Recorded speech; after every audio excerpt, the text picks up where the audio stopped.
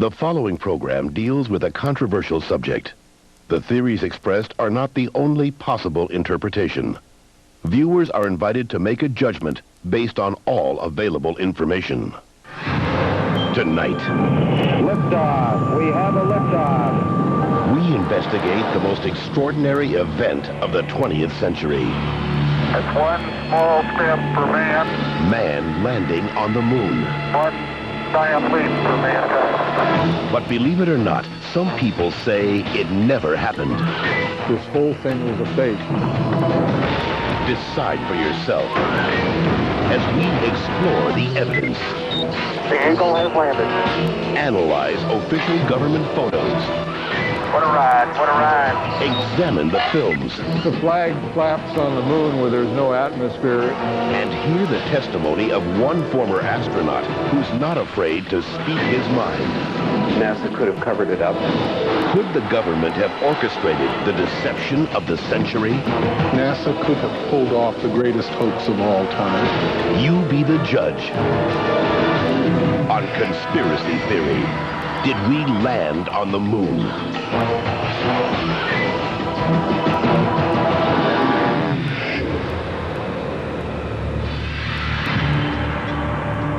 On July 16th, 1969, America held its breath. 10, 9, ignition sequence start. 6, 2, 1, 0. All engine running. Liftoff. We have a liftoff.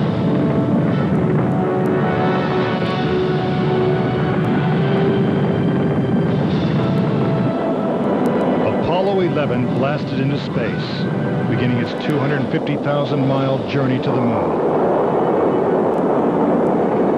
During their 8-day voyage, the Apollo 11 astronauts saw spectacular views of the Earth, floated in a weightless environment, and supposedly went where no man had gone before. Guys looking good, down a half. Lights on, picking up some dust. 4 forward, drift into the right a little. Contact light. Okay, engine stop. We copy you down, Eagle. Houston, Tranquility Base here. The Eagle has landed. But did it? Did they really land on the moon? Most of us think so. Millions of people watched on television as the lunar lander touched down, and these unforgettable words were spoken. It's one small step for man. One giant leap for mankind. But even today, there are those who claim that believing in man's one small step requires one giant leap of faith. Bill Kaysing was an analyst and engineer at Rocketdyne, the company that designed the Apollo rockets. There were many problems that evolved during the 60s that led people to believe that we're never going to make it to the moon.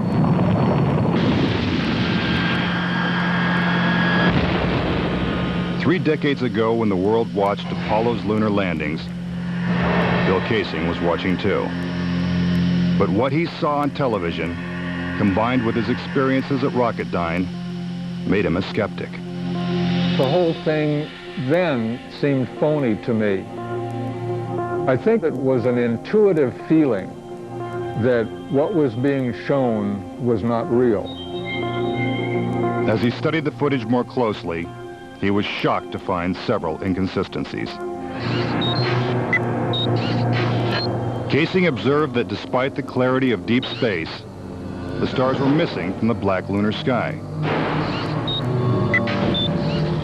He saw the American flag waving, even though there is no air on the moon.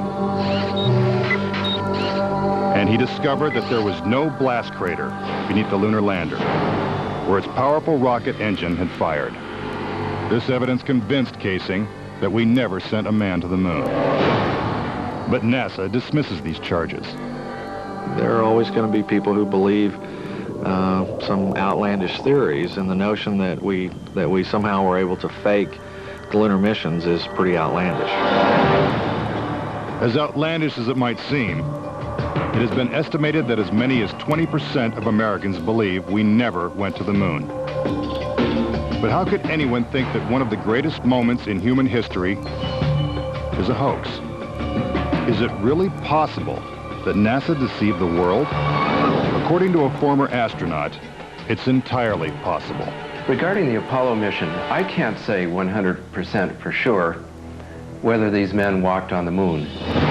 Brian O'Leary was a NASA astronaut in the 1960s and served as a science advisor during the Apollo moon missions. It's possible that NASA could have covered it up just in order to cut corners and to be the first to allegedly go to the moon. Was getting to the moon first so important that our government would consider faking it? To find the answer, we have to go back 40 years, to a time when America and the Soviets were locked in a struggle for world domination. People assumed that the nation that won the space race would win the Cold War. We defined that as being first to the moon. It was a time of more or less national hysteria. On October 4th, 1957, the Soviets terrified America when they sent Sputnik, the world's first satellite, into orbit. The New York Times had to publish an article explaining to Americans that it did not carry nuclear bombs that could be dropped on the city from that altitude. The American public's fear of nuclear annihilation intensified as Russia took the lead in the space race. House Speaker announced in Congress that we may be headed for extinction. Many feared that the Soviet Union's ultimate goal was to put a missile base on the moon. Meanwhile, America's space program was having difficulty even getting off the ground. The chances of getting to the moon and returning safely to Earth were something like 0.0017%. In other words, virtually an impossibility. What actually happened in my mind is that during the 60s, they said, if you can't make it, fake it. But if the Apollo missions were fake, how was this monumental hoax accomplished? According to Casing, the launch of Apollo's Saturn V rocket was real. It just never sent astronauts to the moon. The astronauts were launched with the Saturn V. Then, in order to account for their disappearance, they simply orbited the Earth for 8 days. And in the interim, they showed these fake pictures of the astronauts on the moon. But on the 8th day, the command capsule separated from the vehicle and descended to Earth, as of course was shown in films.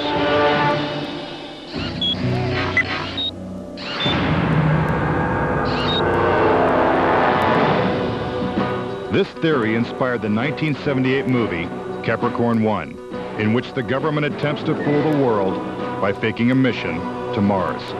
We do not claim this planet in the name of America. We claim it in the name of all the people of the planet Earth. The Apollo footage is strikingly similar to the scenes in Capricorn 1. Producer Paul Lazarus suggests that the film's plotline could be more fact than fiction. I believe, had they wanted to, that NASA could indeed have pulled off the greatest hoax of all time, never sent anyone to the moon, and recreated it in a television studio. And I believe it could have been done at that time. The technology was in place. The footing is solid. The surface seems powdery. Surface is fine and powdery. I can pick it up loosely with my toe. What we put up on the screen was our own simulated version of whatever we could do within a $4 million aid budget. But with NASA's $40 billion budget, Casing believes they had the resources to pull off a hoax if they couldn't make it to the moon. The reason I believe that NASA and the government faked the moon landing was basically it was technically impossible to do it. And they simply had to come up with some sort of alternative that they felt the public would believe.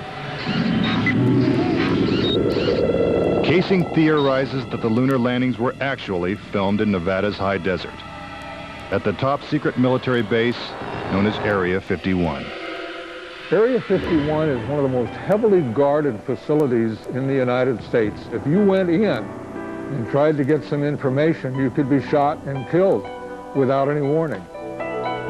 Russian spy satellite photos of Area 51 reveal not only a series of hangars that resemble movie sound stages, but also barren moon-like areas which coincidentally are covered with craters.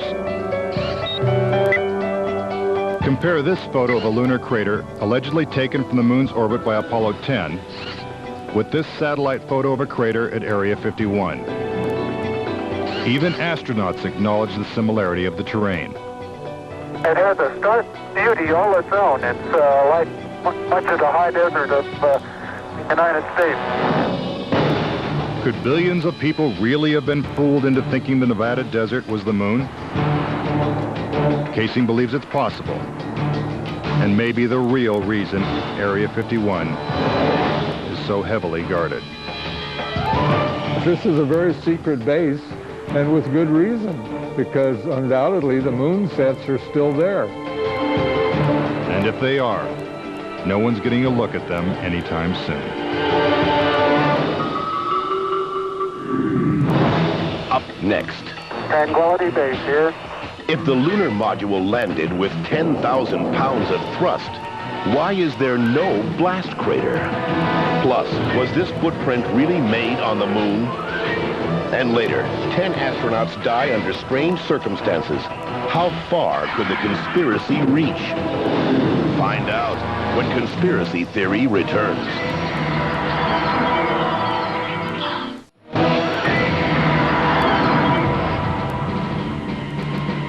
We've all been led to believe that on July 20th, 1969, the Lunar Excursion Module, also known as the LEM, carried American astronauts to the surface of the moon.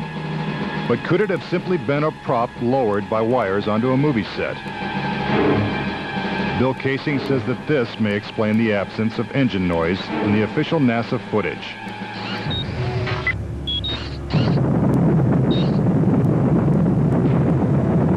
The noise level of a rocket engine is up into the 140, 150 decibel range. In other words, enormously loud. How would it be possible to hear astronauts' voices against the background of a running rocket engine? Picking up some dust. 30 feet, 2.5 down. Straight shadow. 4 forward, drift into the right a little. Contact light. Okay, engine stop. Is this evidence that the footage is actually fake? A sequence shot in a controlled environment here on Earth? Just months before this historic landing, a prototype LEM was flight tested at Ellington Air Force Base. While NASA cameras record the test flight, Neil Armstrong struggles to control the unwieldy craft. Then, at approximately 300 feet, the lander flies wildly out of control. At the last second, Armstrong ejects.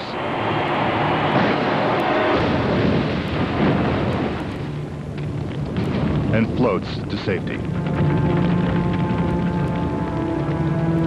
If the lander was so unstable and difficult to fly in the controlled environment of Earth, then how could the LEM land 6 times flawlessly in the alien environment of the moon? The LEM had a single engine mounted dead center, and then they had little push jets, thruster jets, a couple of them up on top. This was supposed to control their attitude as they came down. Well, I'll tell you a secret. The instant you moved your tail in that cabin an inch, you would change the load pattern, it would begin to tilt, and it would start that thing spinning.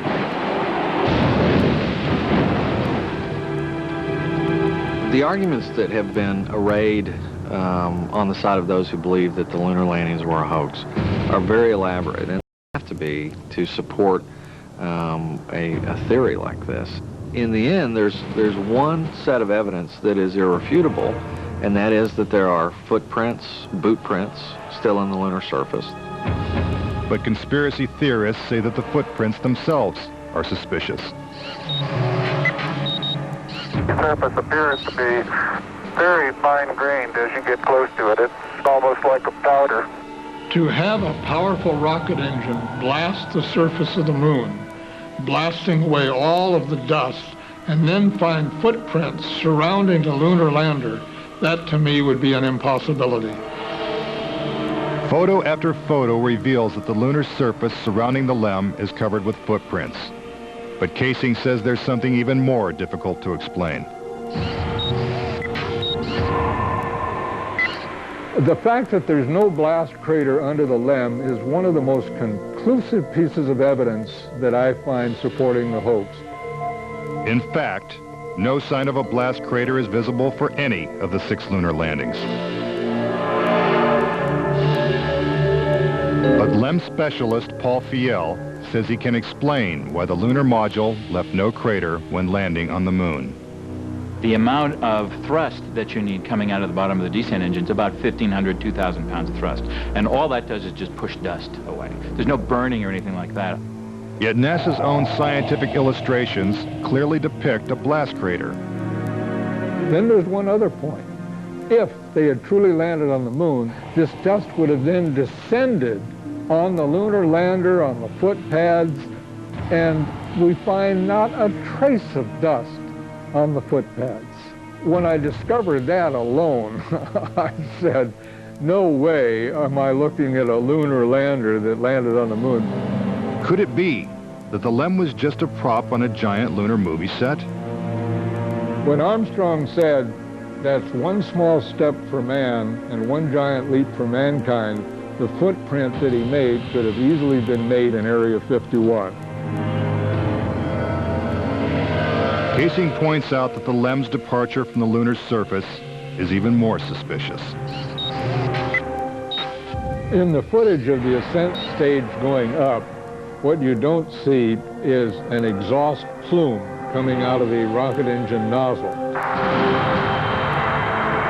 a ride, what a ride.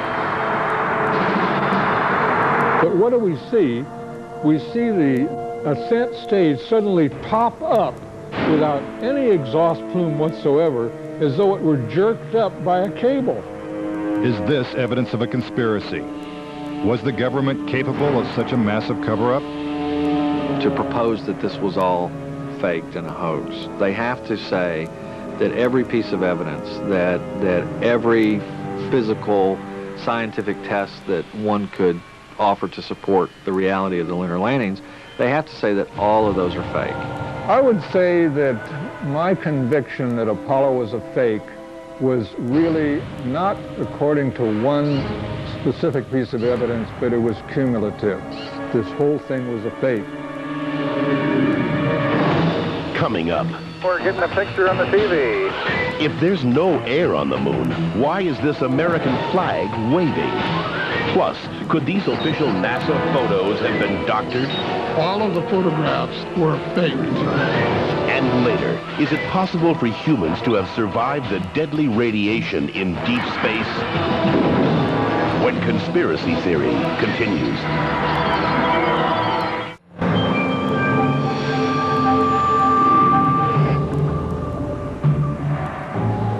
If the moon landings were actually filmed on a movie set, then where's the evidence? According to David Percy, an award-winning filmmaker and photographer, the proof is in NASA's own lunar photos and video. Our research suggests that images of the Apollo landings are not a true and accurate record. In our view, the Apollo pictures were faked. Many of the images are replete with inconsistencies and anomalies. In fact, Percy claims that when examined, these images suggest that man never went to the moon at all. This famous scene of man taking his first steps on the lunar surface is one of the most recognizable in history. But why are such important images so grainy and hard to see? And we're getting a picture on the TV. You got a good picture, huh? NASA claims it's the result of 1960s technology. But if you go back and look at it, the Apollo 11 mission was some pretty awful video by today's standards. These were ghostly images. It just did not look very real at all. And that was a function of the transmitter at the time, the camera at the time that we had available to us to fly on Apollo 11. But investigative journalist Bart Sabrell believes that NASA intentionally made the images hard to see. NASA orchestrated the hoax in a very unique way through television. They had one picture which they completely controlled, black and white, grainy, that convinced everybody we were on the moon. We had no reason to doubt it. They had complete reins over the pictures, over the sound. I mean, sad to say, it was easier than people believe. But despite the lack of clarity, conspiracy theorists see evidence suggesting that these images were staged. It's absolutely unreal.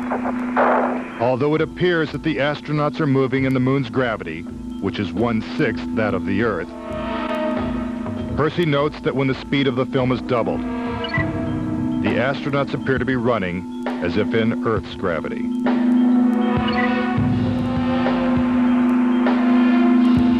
Also, when the footage of the lunar rover is doubled in speed, it looks as if it's driving here on Earth.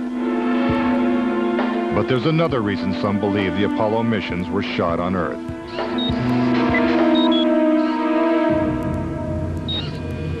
If there is no air or wind on the moon, why is this American flag waving?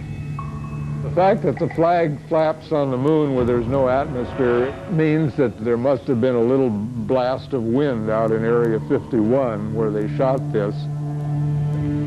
Could these questionable images simply be the result of astronauts struggling to plant the flag into the lunar surface?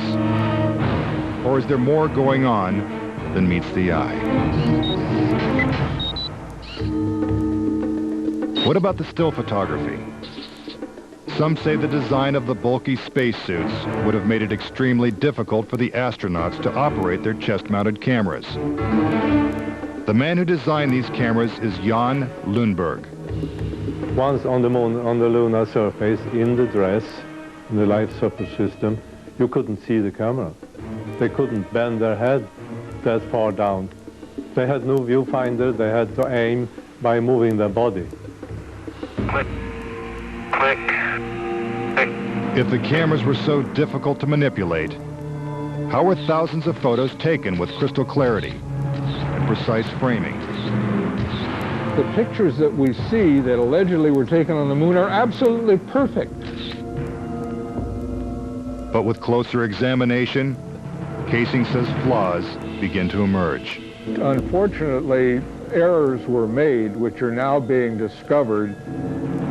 Conspiracy theorists point out that lighting is a major flaw in the lunar photos. Case in point, on the moon, the astronauts' only source of light was the sun. They had no extra lighting, no flashes or things like that.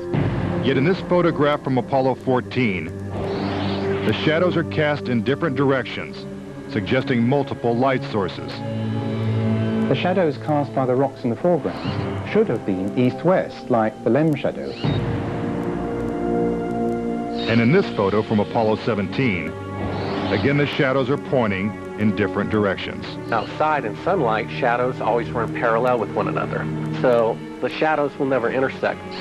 Conspiracy theorists say it's not just the shadows that indicate the use of additional lights, but what has been photographed in the shadows. For example, here's an astronaut who descends into a huge shadow cast by the lunar module. Yet his entire body is still visible. How is it that he is not shrouded in darkness? Here's the same maneuver from another Apollo mission. Again, the astronaut is brightly lit in what is obviously dark shadow. And in this picture, the sun is directly behind the astronaut. His figure should be a silhouette. Yet even the smallest characteristics of his suit are recognizable. It seems like he's standing in the spotlight. And I can't explain that. That escapes me. Why? And finally, in this picture with the sun behind the lunar module, the front of the craft is clearly visible. The words United States are crisp and clear. How could these backlit pictures be so detailed? It's because there's more than one light source, which means they're not on the moon. But NASA simply dismisses these arguments. There are a number of claims that the pictures taken by Apollo astronauts were faked. And there are so many, it would be an exercise in futility to go off and try to answer all of those. But the questions continue.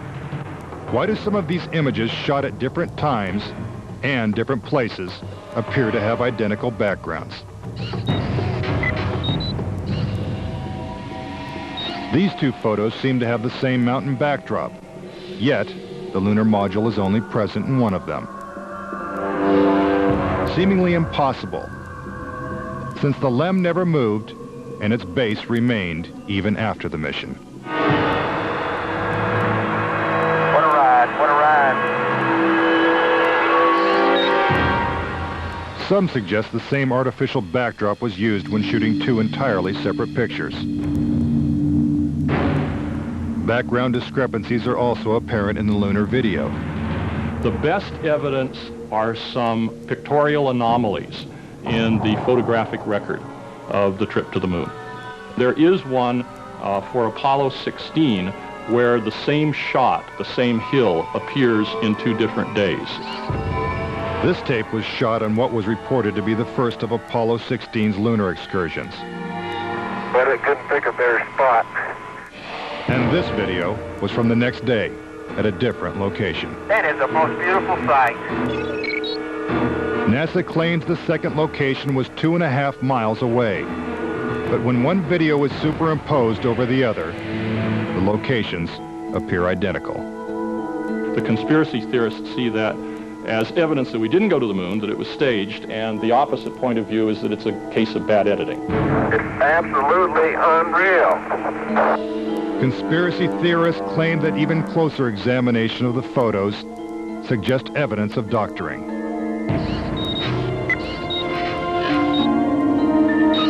For reference, crosshairs were permanently etched into the lunar cameras, so they would have to appear on top of every image. But in this photo, a crosshair is behind a part of the lunar rover. This situation is impossible and has to be the result of technical manipulation and doctoring of the image. And in this photo from Apollo 11, the equipment in the foreground is covering the crosshair, not behind it. And in another from Apollo 12, the American flag is covering one crosshair and the astronaut is covering the other. When presented with these questionable photos and videos, NASA refutes the conspiracy theories. Some range from incredibly complicated to incredibly goofy. There are arguments that are wrong optically, they're wrong physically, they're wrong scientifically, they're wrong historically. There's a great deal of claptrap that is sort of woven in to these arguments. But despite what NASA says, conspiracy theorists still insist that Apollo was a hoax. When I looked at all the pictures and all the footage, I'm absolutely convinced, I bet my life on it, that we didn't go to the moon. I know for a fact that we didn't. Coming up next, tragedy strikes the Apollo program. The program could be stopped dead in its tracks. 3 astronauts die in a pre-launch simulation. But was it an accident? He was going to blow the whistle on the whole project. And later, could the astronauts have survived a trip into deep space? Before they got 1/2 to the moon, they would have picked up a death dose of radiation. Next, on Conspiracy Theory.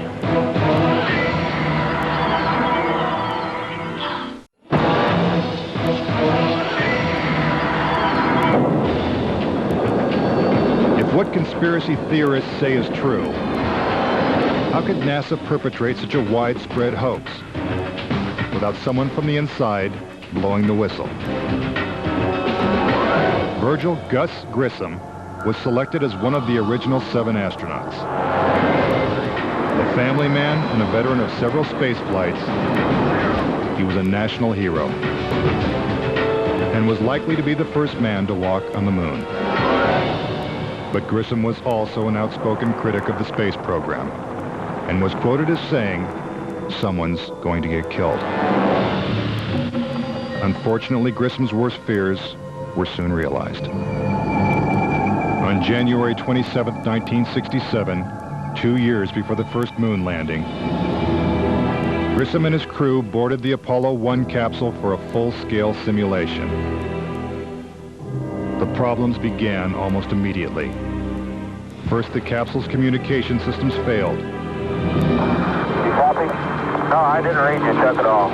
I can't read you, Chuck. You want to try the phone? How do I get the moon? We can't talk between 3 buildings. I can't hear a finger's way. Suddenly, the capsule burst into flames with the astronauts sealed inside.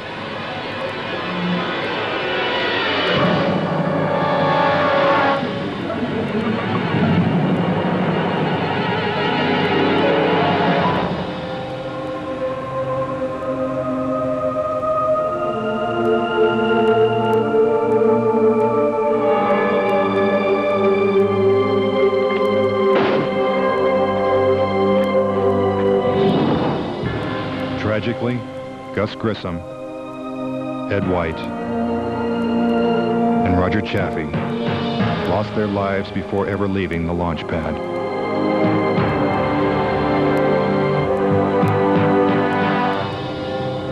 Gus Grissom's family believes the Apollo 1 fire was no accident. I think it was intentionally sabotaged by someone. It's been a question in my mind, what was found in the accident investigation and how was that handled? Was the CIA involved or whoever? But it was done intentionally. Grissom's family doesn't know who was responsible for his death or why it happened. But they say NASA knows the truth.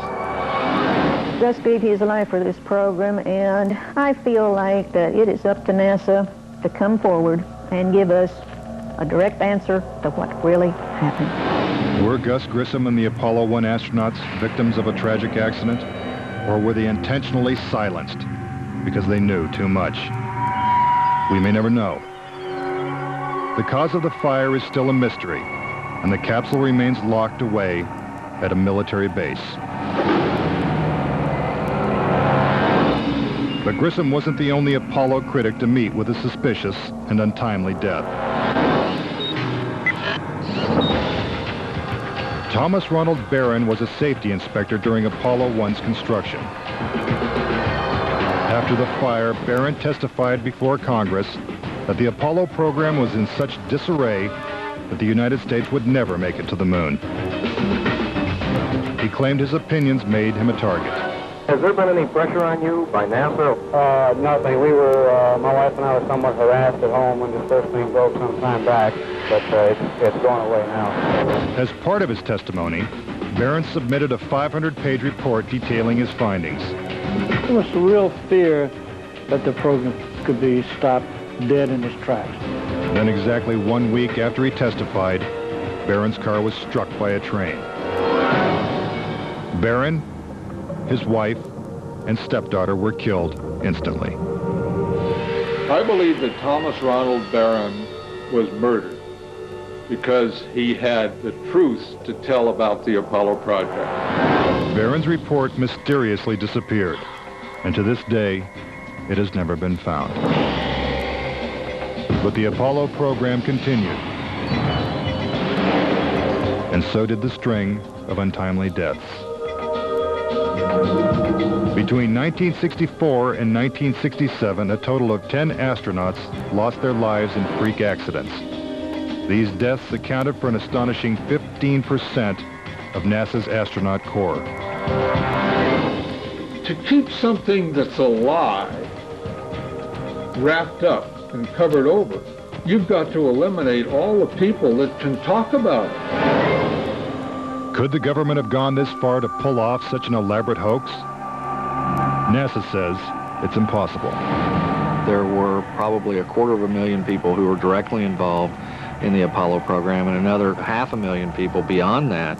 750,000 people can't keep a secret like that. That's just not going to happen. But Bart Sabrell insists that most NASA employees knew nothing of the deception. Very few people at NASA knew. The thing is so departmentalized. You got the person building the bolts in Houston, or doing this in Seattle, or doing this in Florida. No one knows the full picture. So, you know, you had no one seeing the full picture of anything except a handful of people. If the conspiracy theorists are right, and only a few people knew the whole story, then the truth may remain buried forever. When we return, could the astronauts have survived the deadly radiation of space? Getting them past the radiation belt would have been impossible. And a Russian cosmonaut breaks his silence when conspiracy theory returns.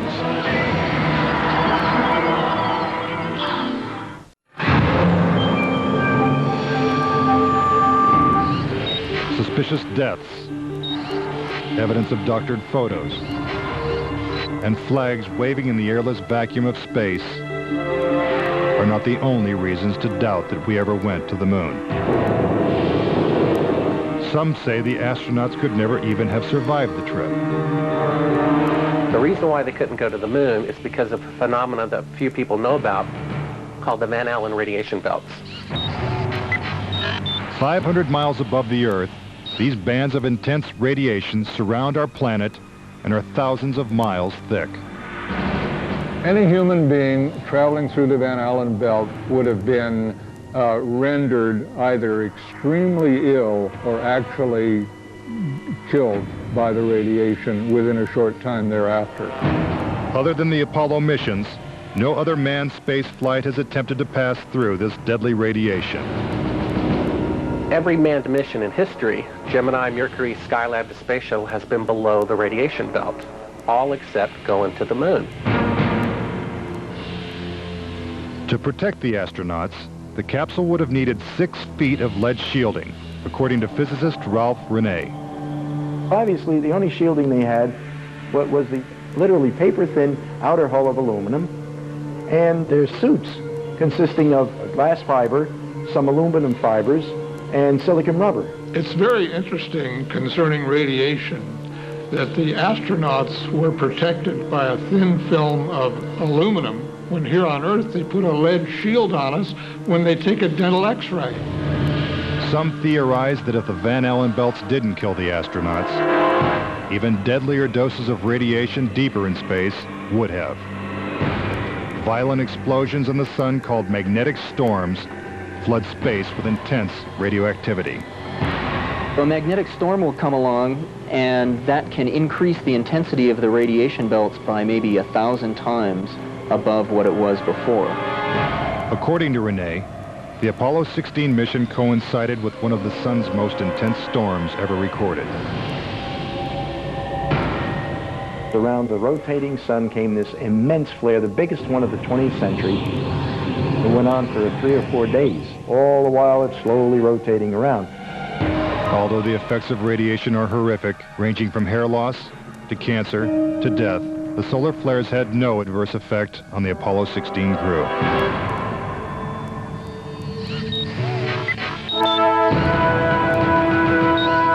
NASA had another problem, and one is that the moon's surface is totally inhospitable to man. You do it in the dark, and that includes any part of the shadow of the spacecraft itself. The temperatures go down to 250 degrees below zero. In the sun, the temperatures go up to 250 degrees above zero. Rene also theorizes that the astronauts' liquid-cooled spacesuits could not have provided sufficient protection from the intense heat and radiation. But NASA maintains that this hypothesis is wrong.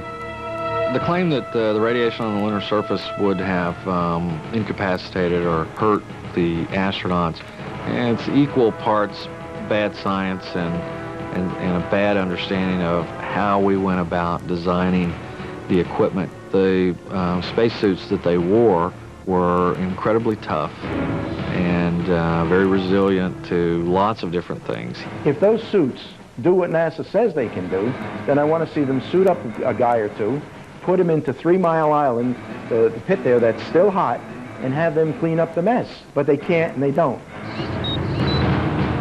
The fact remains that no Apollo astronaut has ever suffered a serious illness from a trip to the moon. Could this be because they never left the safety of Earth's atmosphere in the first place? This is the main reason why the Russians never really intended to send the men to the moon. Was it the fear of lethal radiation that caused the Russians to abandon their plans to go to the moon? According to one of their chief cosmonauts, it was certainly a factor. Of course. We were worried to go out into the unknown of space. Of course, we were fearful.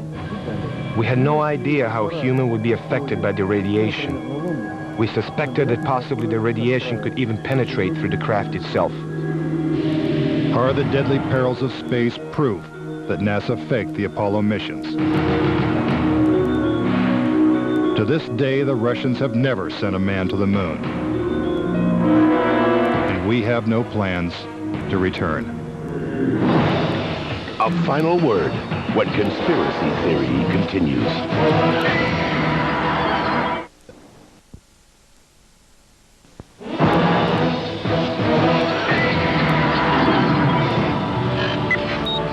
Now that you have heard the various theories and explanations, do you believe it's possible for our government to perpetrate such an incredible hoax? Is it conceivable that with its $40 billion price tag, the Apollo program was nothing more than the most expensive movie ever made? It is my personal belief, and I totally believe this after all the years of research I've done on this, that NASA never landed a man on the moon. I would say that anybody who believes that we did not go to the moon is an absolute nut. Anyone that wants to call me a kook or a nut or a crackpot, they're welcome to do that, but they're also welcome to go examine the evidence, which is everywhere. Bottom line, the United States went to the moon in the 1960s and the 1970s. End of story. Is there any way to put this controversy to rest once and for all? The only thing the experts agree upon is that the answer is 250,000 miles away. If NASA truly landed on the moon, remnants of the 6 successful Apollo missions would have been left behind. The base structures of the LEMs, the abandoned lunar rovers. Even the American flags would still be standing at each landing site. I would like to invite NASA and all of their supporters to simply take the most powerful telescope on Earth and see if there's a lunar lander there. If there's a lunar lander there, I'll never say another word about an Apollo hoax. If there's no lunar lander there, I'll rest my case. But no telescope exists that can examine the moon in such detail. Do objects from the Apollo missions remain on the moon in silent testimony? Or is the conspiracy theory true? In 2 years, Japan will send an orbiter to take close-up photos of the moon's surface. What will they find? Until then, the question remains, did we land on the moon?